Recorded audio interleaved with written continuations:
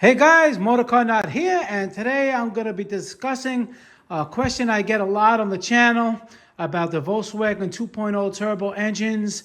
A lot of times people want to replace the bearings, maybe from the rod or the mains, and they want to know if they can get it from the bottom. And the answer is no, unfortunately.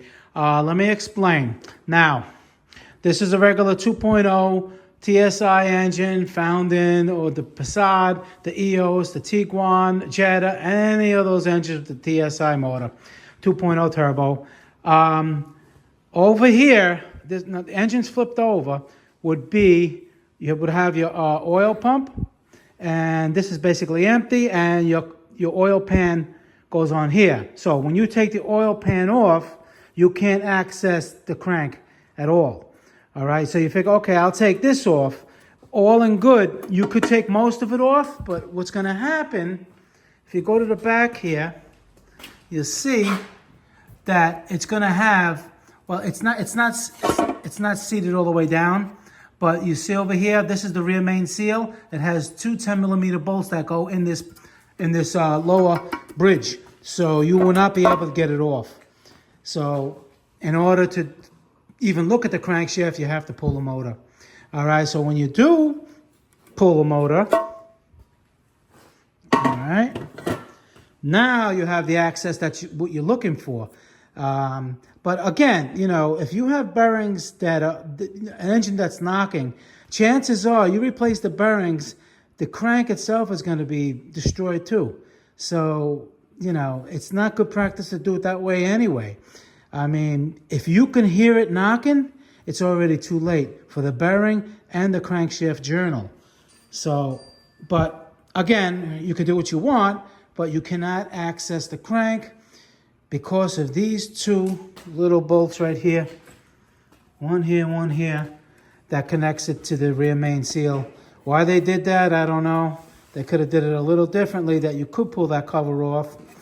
But I hope this clears it up for a lot of you guys, you know, trying to do this. And if you want to know a little reason why this one's on the stand, this engine blew so bad, it even blew some of the rods are heating up a little bit, but they're still salvageable, because this engine was leaking oil on the Serpentine Belt. Serpentine Belt got so soggy and mushy, it snapped. It went inside the front crank seal, clogged up the oil pump screen, and of course, oil starvation. It destroyed the head, which has to come off. And it just did so much damage that it's just unbelievable. Worse than the timing chain tensioner failure. All right, it blew the head. I can see over here. Well, I could spin it around and show you. Let me show you. Okay, just spun it over, and it blew out the journals. Look at this. Destroyed it,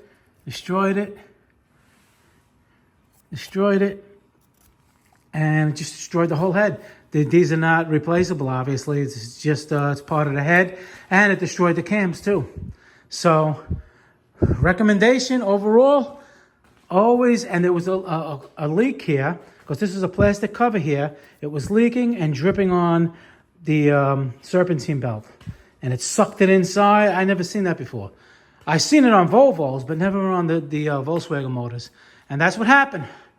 All right, guys, Motorcar Nut, please subscribe, hit the like button. You learned something. I'd appreciate a donation to the channel.